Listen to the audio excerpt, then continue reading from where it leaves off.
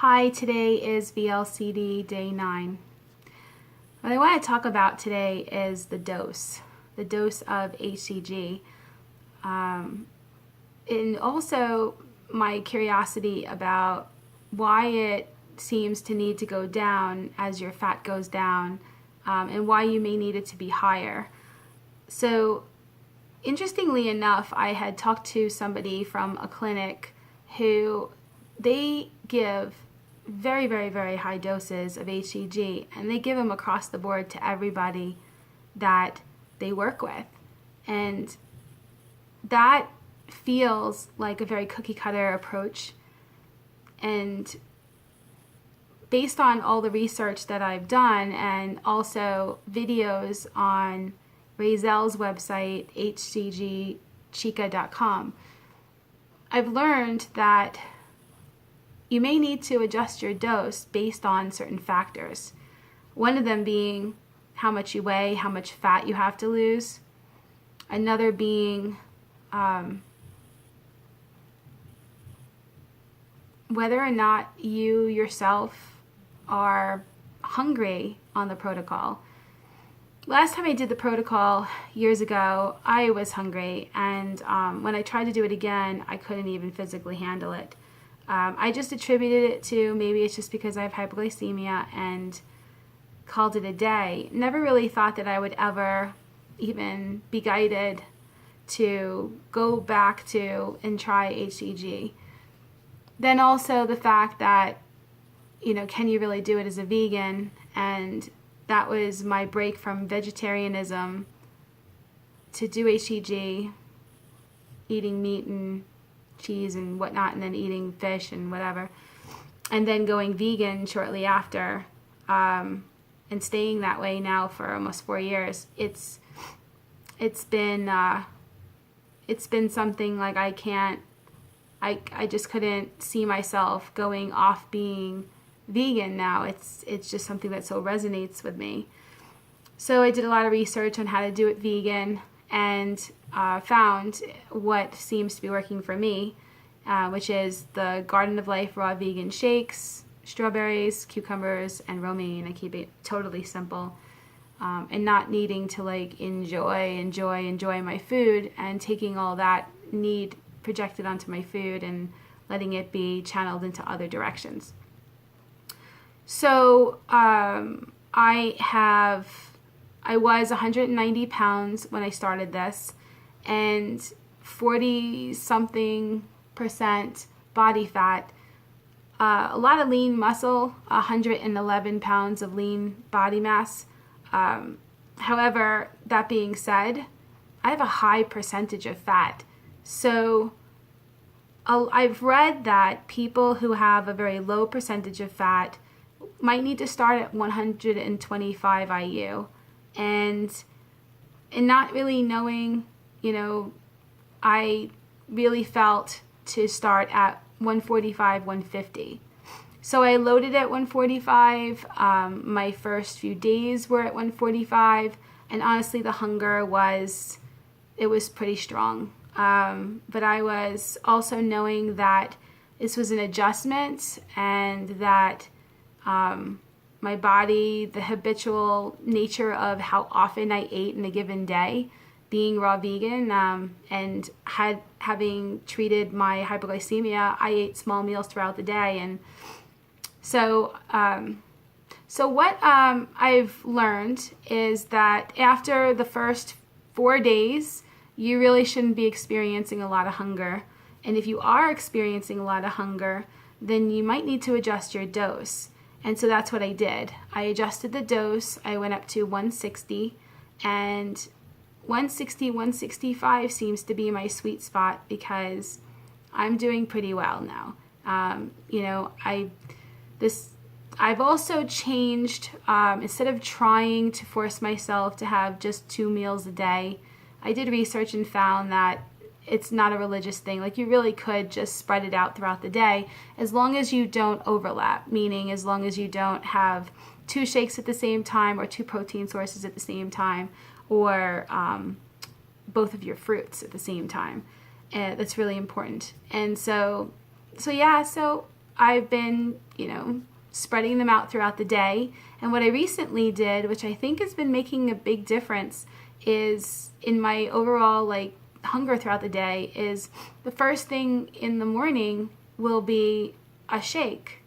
So by itself. And I think it's just that protein, starting off with that protein, that really helps. So that's what I've been doing, paying attention, and I follow my intuition, and I pay attention to cues going on, like the hunger and whatever, but I don't pay too much attention to the hunger, because if I pay too much attention, just like feelings, you could feed them and make them so much bigger. And what I mean is, when you have a feeling and you're like, oh, I feel a little sad, and then you think, oh, what else should I feel sad about? What else is wrong with my life? And then you feed it and you feed it, and you end up in this depression, and you're miserable.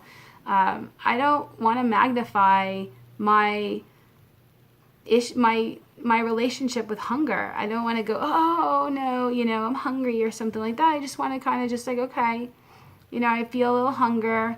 Should I eat one of my allotted things, or should I just drink some water? Or maybe, like really tuning in and learning what is real hunger and what isn't. And I've noticed like certain hunger signals will come and then they'll go right away.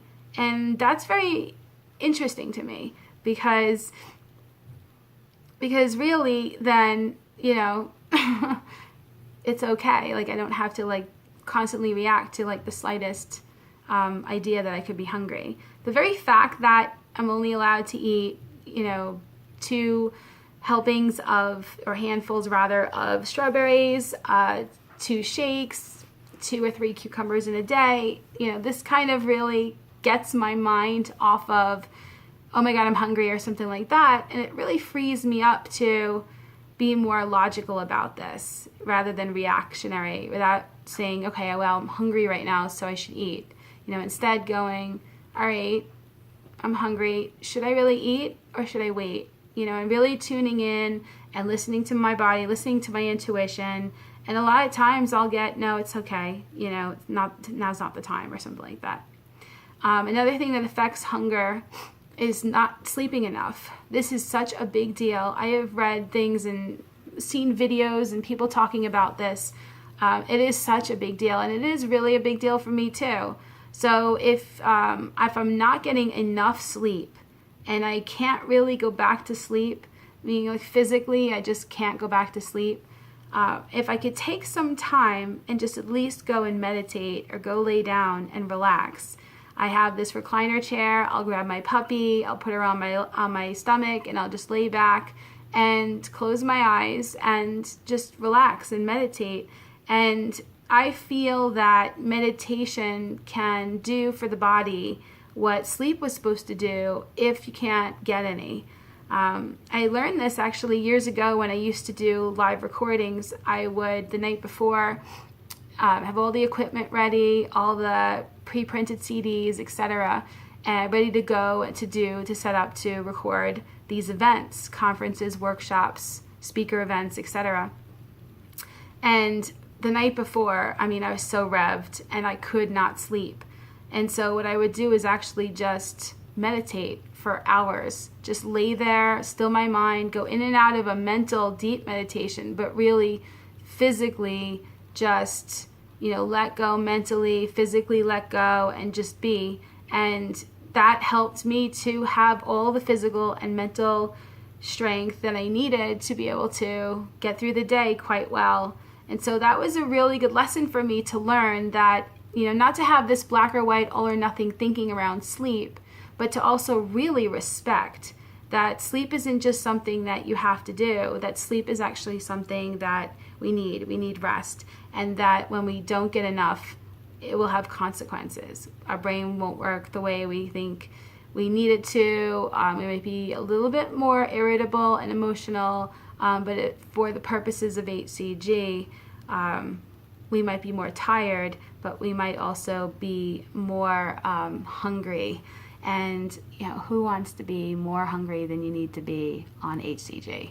Not me. So yeah, so I've been really paying attention to my sleep, and if I don't get enough sleep, I don't freak out about it. You know, my body's going through changes, and one of the things that has needed to balance out and heal, I feel, is that my sleep has never been this go to sleep at this certain time, wake up at this certain time, no matter what.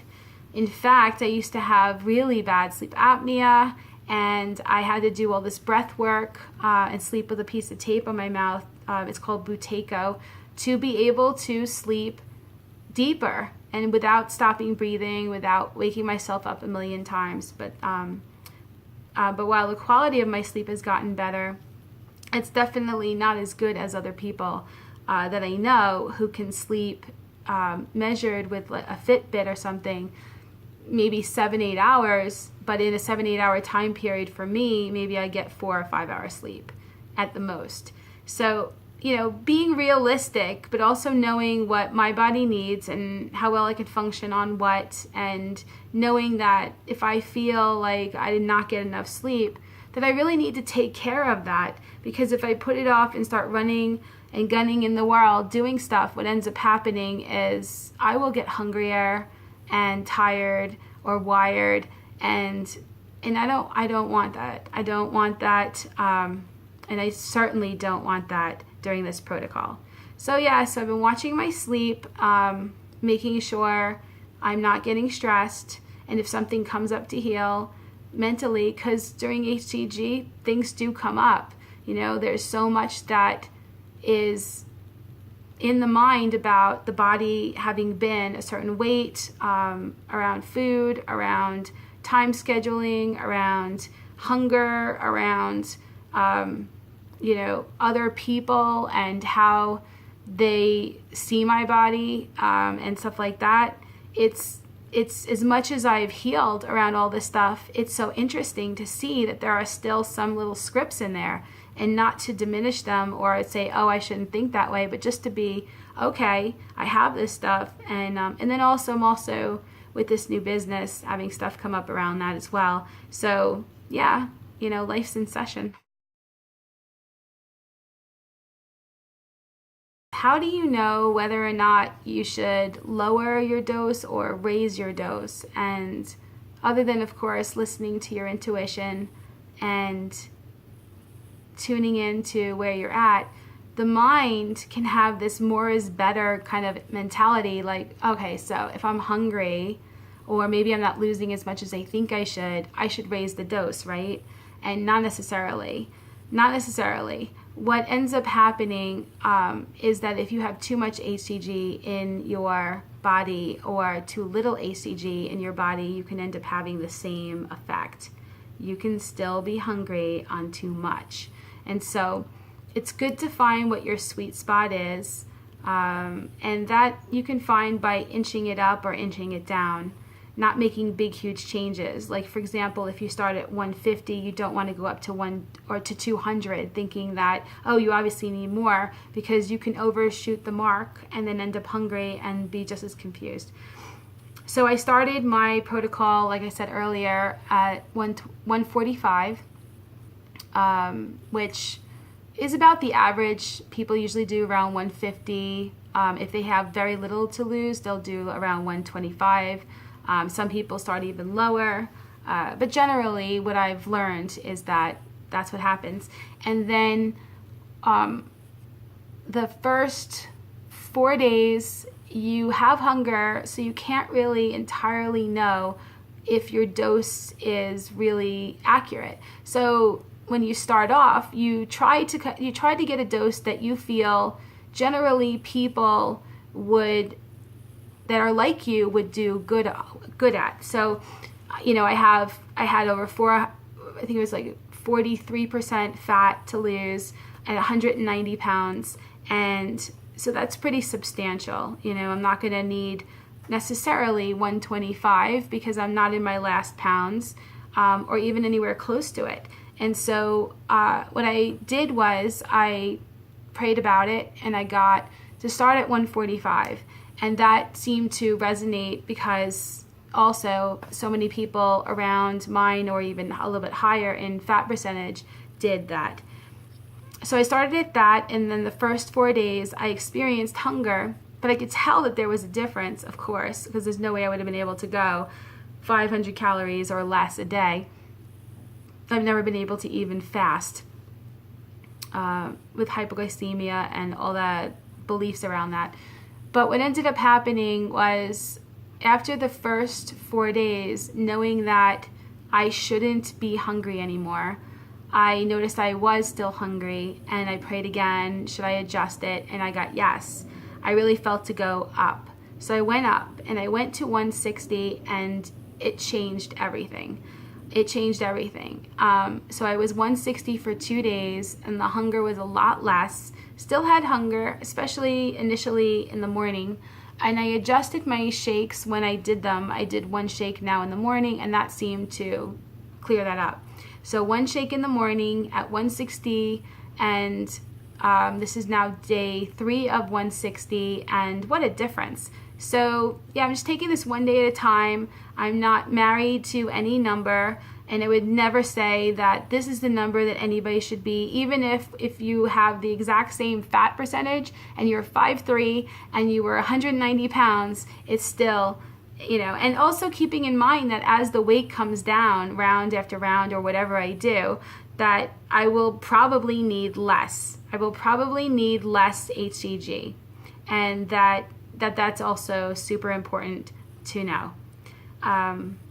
But yeah, taking it 1 day at a time, being present, and not getting into your head and getting so crazy about these numbers, but just, being a little bit patient with it. Even the hunger that I felt when I was hungry so far, I guess I'd say it wasn't the worst that could happen. I don't know if that's the right way to say it, but, I was able to miraculously be with it and see and ask guidance, my inner intuition, what should I do? And so I feel really good. My partner is also doing an HCG round, and he's starting higher. He is a guy, and men seem to need a higher dose, especially if they have a lot of weight to lose, than women. So anyway, that's it. I just felt to talk about hunger and doses on the vegan HCG diet. Thank you.